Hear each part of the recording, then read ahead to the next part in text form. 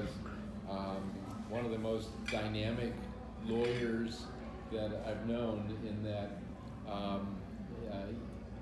when he was practicing law, he had great command on it, even at a very young age. And then he found out that there was life after law to a certain extent, and so I thought hearing his journey on that path would be fascinating for you, and it's full of inspiration. Just like the stars, you think about, okay, how does somebody dream big and then reach the stars? So very exciting from that standpoint. So what I'd like to do is just ask him some questions, and then after I'm through asking him questions, if you have questions to ask of him, we'll leave some time for that too. And so what I'd like to start off with, Andrew, is if you could just sort of give an overview of the path, and then we'll get into some specifics about the deeper details and the meaning behind it. Yeah, no, I'd be happy to. So, I've lived my entire life basically in Jacksonville or in the Jacksonville area. My parents were Georgia Tech chemical engineers, and so when I initially graduated high school, I wanted to become an astrophysicist. So I went to University of North Florida and worked on a physics degree, and somewhere along the way there, I started this company where we sold basically redneck toys. We sold airsoft guns and samurai swords and things like that, and really enjoyed that. And had a professor that just said, hey, like, people that like business and they like science and technology, sometimes they go into patent law. And so I was like, oh, that seems cool. So I ended up taking the LSAT and going to law school.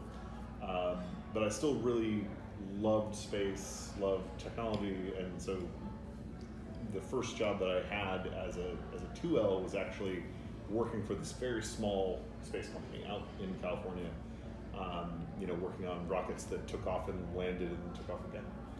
And so that really put me on this path of, wanting to work with space companies as well as be a lawyer. And I took the patent bar when I was in law school, because that's separate from the state bar. And this was 2012.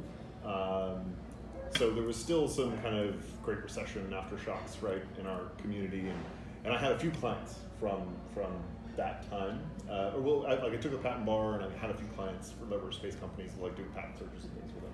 So I called up a bunch of law firms and I said, hey, I have like 2 clients, and like, I like, and this is my background, and I found a firm that was here, based here, and my then fiance, we knew each other in high school, and so we were going to live here. So called a bunch of firms that had anybody that did patent law here, and then came back to Jacksonville, and started working with this firm called PCT, which is based in Alexandria.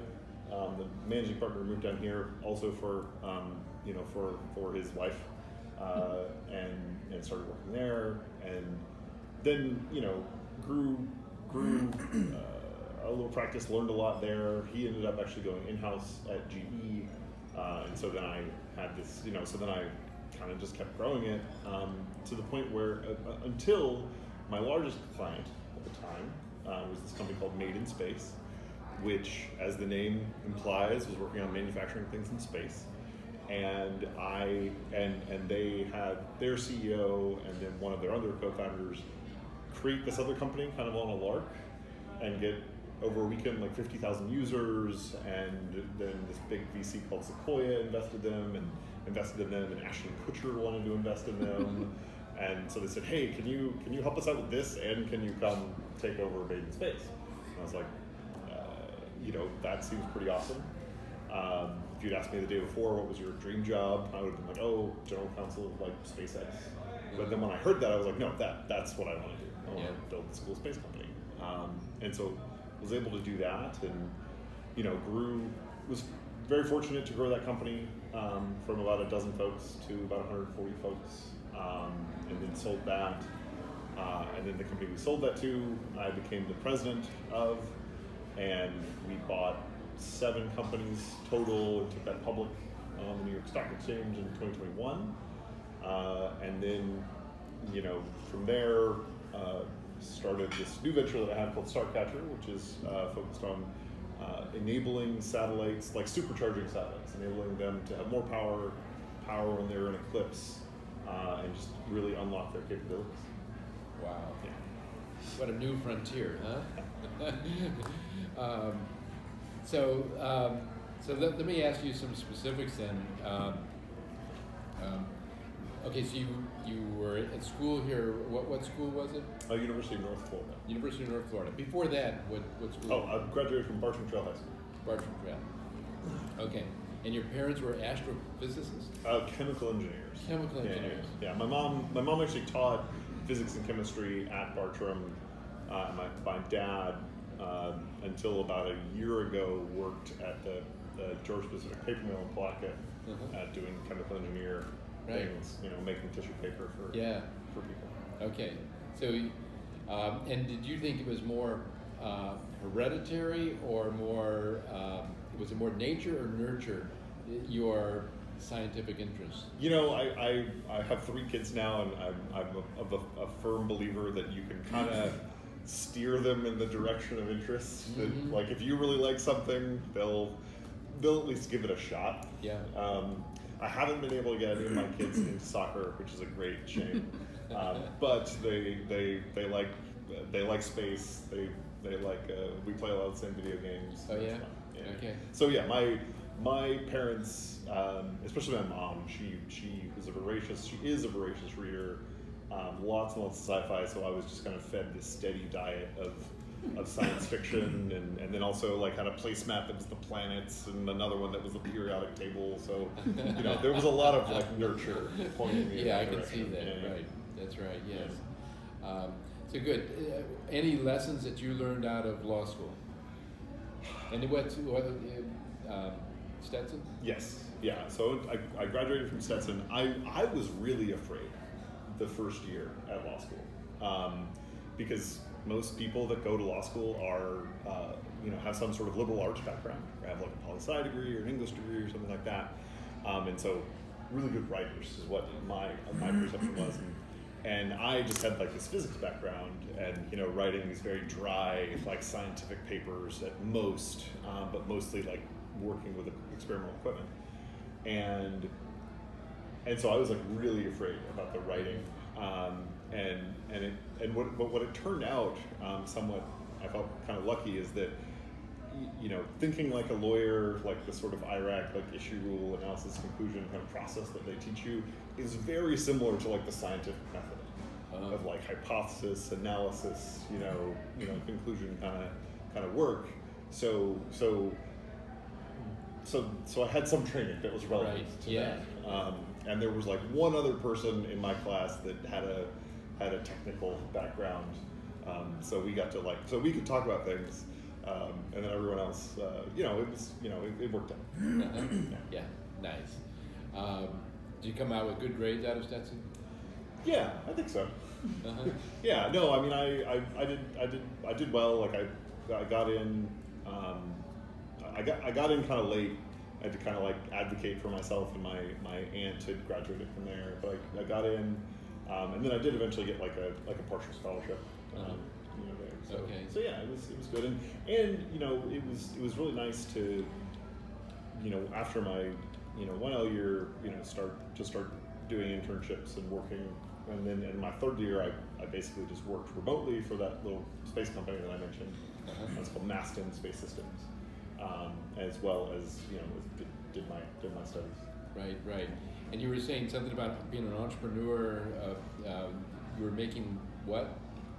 You were making. Oh yeah. So in undergrad, I started this company, and we sold. And we found some wholesalers, and we would sell airsoft guns to people that enjoyed those, as well as like samurai, like like faux, like faux samurai swords like you put on your mantle or whatever, just to like look cool. Yeah. It didn't turn into anything big. It was just like it paid the bills basically. Right. I like sold the inventory off when I went to law school. Okay. All right. Interesting. I never knew that about you. Yeah. That's a new item. Yeah. And then, okay, so law school, you haven't taken the bar yet, but you passed the patent even while you're in law school. Yep. Because you can do that. You even need a law degree. You don't need a law degree. So the patent bar, like to be able to practice before the USPTO, your qualification is that you have a technical degree. Right. And so then you can go take the patent bar, which is the regulations around the law and regulations around evaluating and approving patents, patent applications, and it has like a terrible pass rate. It's like less than 50%, and it's also when I took it, it was like a digital test. So at the end of the test, it would tell you if you passed. Okay. And that was the most stressful test I think I've ever taken. Right. Because unlike the Florida bar, like you take it and you find out a couple months later how you did. This is like, okay, I have 5 questions to go, and I'm going to find out if I missed the mark or not. Right. So that was, but yeah, it worked out. Yeah. Wow. Yeah. Okay. So you get out. Well, you get a couple clients while you're still in law school. Yeah, so I had, just through some connections I had from the space community, just a couple people said, hey, we know that you are a patent agent, and we have this technology or that technology that we're interested in exploring. Yeah. And so I did so I do some patent searches for them and then help them, write applications, and then I took that and, So I had a few clients that I was able to, that I said, hey, I have this cool 3D printing company, I have this blended wing, space rocket company. Yeah. And how old were you at that point? I was like 28 probably. Yeah. 28. Okay. Yeah. All right. So already you're having some success, and then with those few clients, then you go looking for. I guess that's before you found PCT. How did you find them? So I knew that I wanted to move back to Jacksonville. Yeah.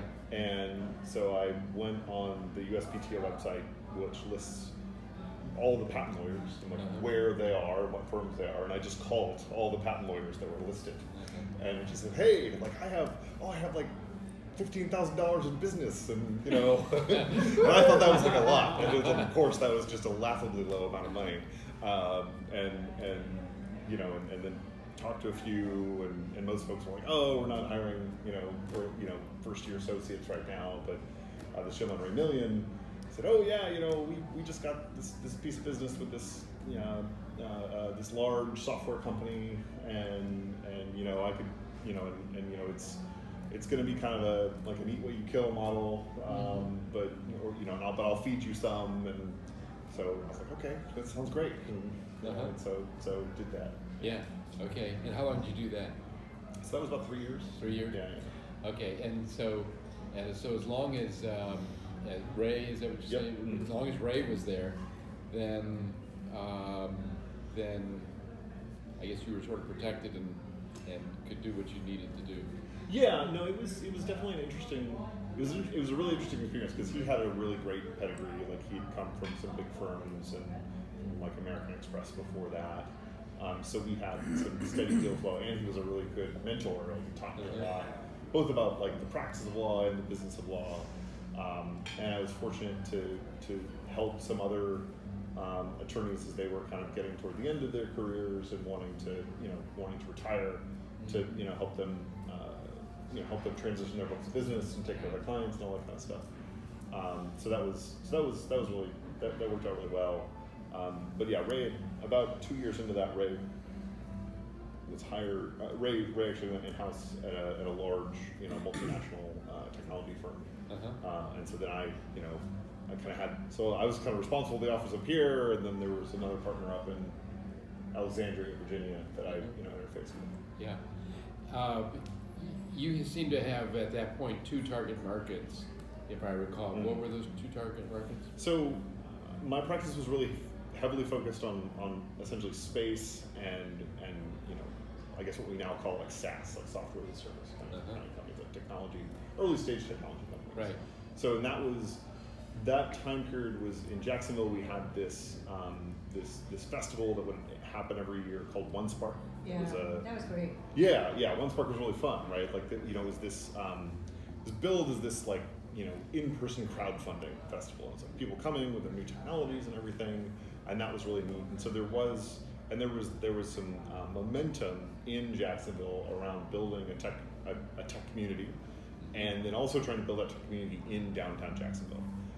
So there's Co-work Jacks and a few other things that was going on there, and we still, there's lots of folks that I met then that are still kicking around building businesses. Bob Dahlstrom has this cool like drone business that washes buildings and paints and those things. I met him through all of that. And amazing. Yeah. So one of the things that I seem to recall is that back then you would go to San Jose once a year. What was that for? Yeah. So part of my go-to-market strategy, in building a patent law practice, was recognizing that it was a national practice because it's federal, and so I thought that having that focus on specific technology areas was really important, both because I thought it was fun and because it was a little bit of a differentiator. Mm-hmm. And so I went to several space conferences a year, and there was one in particular called New Space that was based in San Jose, like in Silicon Valley, and I went to that. I've gone to that every year it existed, and actually that's where I actually met the founders of Made in Space. So I met them, and initially started working with them as a lawyer, and then kind of grew from there. Yeah. What does Made in Space make? So we developed hardware that works in the absence of gravity. So we made the world's first 3D printers that work in microgravity. Because if you think about how most manufacturing technologies work, they're kind of relying on gravity vector, help deposit the material or keep everything stable. You also on Earth have natural convection, right? Heat rises, cool things fall. You don't have those things in zero gravity. And so we made hardware that would make 3D printers that would work, and so that we could deploy those 3D printers to help astronauts. So as a for instance, we built this 3D printer that is on the International Space Station, and one of the astronauts we heard on the radio, he said, "Oh, I'm working on this project, but I can't complete it because I've lost my ratchet." And at first you hear that and you're like, how do you lose your ratchet? Like the space station's smaller than your house. But then I think about all the things I randomly misplace in my home, and I actually have gravity to help me. Like if I put my phone down and forget about it, it just stays there. On the space station, it doesn't stay there; it floats around. So they lose stuff all the time. And so we heard this one, great. We can demonstrate the utility of the printer. And so we actually 3D printed up a ratchet that he was able to use to go complete his task, and it took 3 hours from the time we heard him say that to when we printed the ratchet.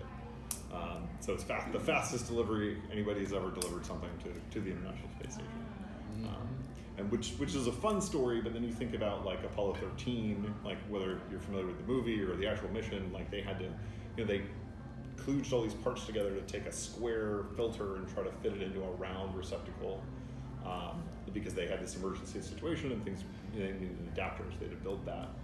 If they'd had a 3D printer on that mission, the movie would have been a lot more boring because they would have just printed an adapter, and the mission would have been safer. So that's part of the reasons why we kind of worked on that kind of technology. Who is your favorite senior citizen and why? It's an interesting question. I don't think of him as a senior citizen, but I would say my favorite senior citizen is my friend John Grunsfeld, who is a 5-time astronaut, he called into the radio show Car Talk from space, and Click and Clack helped him diagnose the Hubble Space Telescope because he fixed the Hubble Space Telescope multiple times, and he's just a really great human. I've known him for a long time, and in addition to doing all these great things as an astronaut and other parts of NASA, he's just been a really good, really great friend and mentor to me. But I also wouldn't, I would never call him, I would never refer to him as that, because I mean, he's like, I don't know, I mean, he meets that qualification from an age perspective, but he's like, Legend. Yeah. It took me like a year and a half to be comfortable with him, and now, because, astronauts, they're like these amazing people. Yeah. So I'm pretty sure I know the answer to this, but I'm more interested in why as well. Do you think the human race will ever be able to colonize another planet? Absolutely. And why? Well, okay, so I would say from a technological perspective, that seems like a very achievable goal. The timeline, I think, is the thing that we get hung up on, because one of the things that we lack in space, like the reason that we have smartphones and Facebook instead of flying cars and moon bases, is the business motivation. Because it turns out that like the internet and a smartphone is a lot more, helps us move commerce forward a lot more effectively than like a moon base. And we don't currently, historically we had a really hard time having a commercial motivator for people to go and stay in space. So like when Elon Musk talks about wanting to make life multiplanetary and like establish a colony on Mars, like the Star Trek aficionado in me is like, that's great. The space industrialist in me is like, there's nothing on Mars that would enable a sustained colony. So in addition to it costing, probably $1 trillion to make that happen, there's no clear ROI. But once we find that, yeah. I have 2 questions. Sure. Okay, one of them is, what is the biggest thing you want to do in space or have accomplished maybe during your career? Okay. To kind of give it some parameters. And then the other one is, do you consider yourself, if you had to pick one of these, more of a visionary, scientist, or businessman? Those are both really good questions. I'm going to have to think about both of them. I would say I don't necessarily think just in terms of like what Andrew Rush wants to accomplish in space in my career, lifetime, or whatever. I think more about what I hope we as humanity are able to do, and then hopefully I'm helping like move that forward, right? Like literally about like what I kind of tell the team is like, look, we just want to enable people to do like more cool space stuff. Like that's what we want to do. And I actually, like my parents gave me this book. It was written in like 1972, and it's entitled Space Lawyer. And it's just about this guy who's a lawyer on like Venus. And I talk about this book because you would think that like, hey, that's like a boring job, being like a lawyer on Venus or whatever. But I kind of say like, look, like our objective actually is to make boring jobs in space. And also, it's probably a misnomer because like you're in space, you're not going to have a boring job. You're there. So yeah, I hope to enable boring jobs in space one day. It's probably the big goal. I don't consider myself a scientist. I work with some really brilliant engineers and scientists that enable us to do really awesome things, and I take a lot of pride in enabling those folks to be successful. Because at the end of the day, like, a company is about the people there, and uniting those folks and giving them the resources and and a little bit of direction to go do amazing things. So in that regard, yeah, I mean, I think, and I think of myself as an entrepreneur, and I do think being an entrepreneur is actually a blend of being a realistic business person and having a vision, right? Saying, hey, we want to go, we want to go to the stars, and here's the pathway. Here's how we take that big vision and break it down into digestible chunks and execute on that, and then keep everybody aligned toward that long-term vision to, build something really awesome. Cool. Yeah. Good question. Any other questions?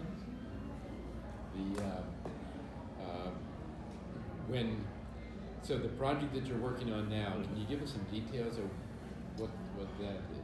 Yeah, so I've started a new company this year. It's called Starcatcher.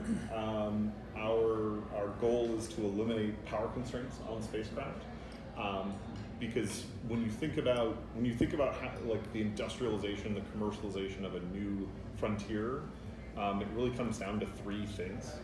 It comes down to roads, like transportation, communication, and power. Infrastructure in those three categories. Once you have those, then you really can just hit the gas on commercialization, on settlement, all those sorts of things. And that's what I want to do, right? Is enable these boring jobs in space one day. So we need infrastructure. In space, the infrastructure looks a little bit different than it does on the ground. SpaceX is building a series of rockets that honestly you can think of as like the space equivalent of the interstate highway system. Because they're low cost, they're going up all the time, and then there are lots of folks that are building communications relays from the ground to space, satellite to satellite. So that's the communications infrastructure. But every satellite that goes to space basically goes on a camping trip, from a power perspective. Everything runs on solar power. There isn't a Chevron in space to fuel up, and you basically bring your power generation with you, and you don't have enough to accomplish your mission or to do your mission 100% uptime. That's what you're stuck with. Right. So we want to build a power grid in space to beam energy from our power nodes to other satellites, so that they can get power just as easily as you can get power in your office. Right? Just plug your laptop into the wall; it's got power. Just plug your 3D printer, your mill, your lathe. And then go. That's what we're working on. So it's not as if you would have a wire from yours to theirs, but it might be a beam. Yeah.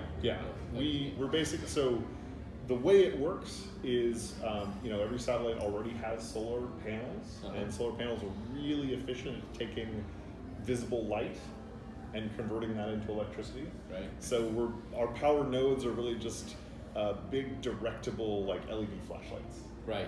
Yeah. That can go a really long distance. And it's reflecting right at the time. It's a real time reflecting. It's not as if you're storing up energy and sending it. That's right. It's just completely looking at the sun, and therefore now I see a satellite that I need to give some power to and direct it. That's right. That's right. And is that done mostly by reflection, or is there some conversion of that power into something?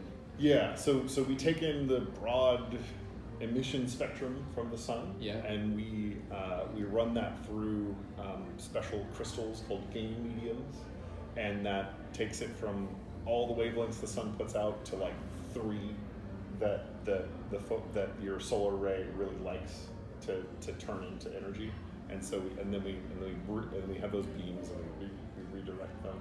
Wow. Yeah, and we can send it to lots of different satellites simultaneously, and if the satellite A wants like 100 watts and satellite B wants 10,000 watts, we can do that at the same time. Unbelievable. Yes. And I think Mr. Spock would be very proud of you. Well, okay, real quick, let's have... So it's going to be like a Chevron. Yeah. It's just a different Chevron. Chevron. Yes. And this might be slightly off topic, but I understand that there's a lot of junk in space.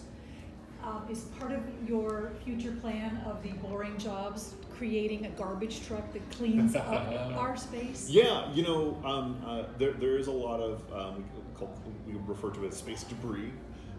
So old rocket stages that have gone up and aren't used anymore, satellites that have fallen apart, the occasional astronaut's glove are all floating around, and they present a big risk actually to other satellites and to people. in space, because things in space go really fast. Like it's 17,000 miles an hour to be in low Earth orbit. And so if you're kind of crossing the path of something going that fast, it's even a tiny object can really ruin your day. So our technology can be used to kind of via light pressure just push things down, so whether they be burned up in the atmosphere and disposed of cleanly, which is how we traditionally get rid of space debris. There are other folks that have other techniques to work on that.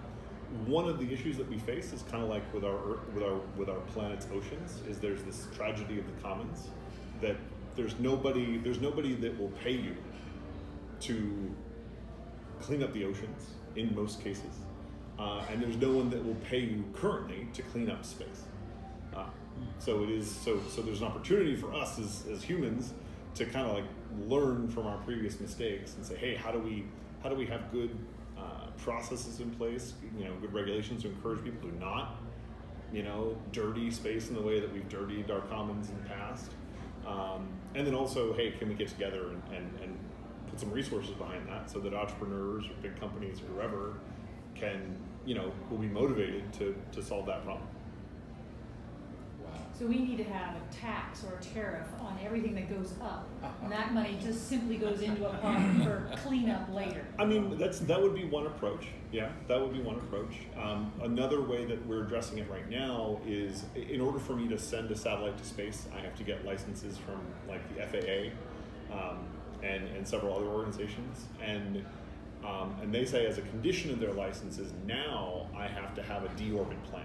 So I have to, within 5 years of the end of my satellite's mission, I have to either put it in a graveyard orbit, so an orbit that will stay up for 1,000 years and won't run into anybody, or I have to deorbit it and have it burn up in the atmosphere, and also show that it's not going to like make it all the way through the atmosphere and like land on somebody's shed or something. Yeah. You say remain in orbit or come down. What's the issue with just sending it out to space to be gone with? So it's a question of energy. Mm-hmm. Okay. Yes. Enough said. Yeah. It's a question of Gravity. energy. Yeah, exactly. It's interesting that you made the comparison of the ocean to the debris in the ocean, because just when you're describing like why we aren't in, like the problems with why we're not don't have more done in space right now, it's like, well, why don't we like have a society in the middle of the ocean or in a volcano just to see what it's like? Right. But so, and based on what you said, some of it's just monetizing planets. Yeah. I mean, our oceans are actually in some ways less explored than space, and certainly it would be cool to like live in a coral reef or whatever, but it's really expensive and there's not a real reason to do that. And yeah, it kind of faces very similar problems. Wow. Well, thank you very much. Thank you for having me.